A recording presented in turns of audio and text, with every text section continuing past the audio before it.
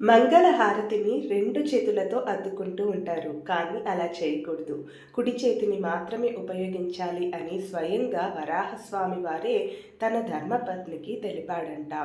కుడి చేతితో ఆరతిని తీసుకొని మొదట శిరస్సు భాగాన్ని స్పర్శించి, ఆ తర్వాత హృదయ భాగాన్ని స్పర్శించి, తర్వాత నాభి ఉంటుంది కదా, నాభికి ఎడమ వైపున అలా స్పర్శించి మొక్కోవాలి అంట.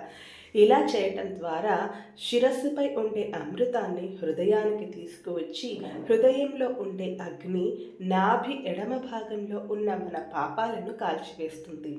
అప్పుడు మన దేహం శుద్ధి అవుతుందట.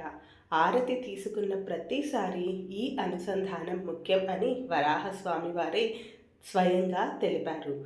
సో నెక్స్ట్ టైం హారతి తీసుకునేటప్పుడు కుడి చేతిని మాత్రమే ఉపయోగించండి. ఇలాంటి మరెన్నో వీడియోస్ కోసం సబ్స్క్రైబ్ టు అవర్ ఛానల్.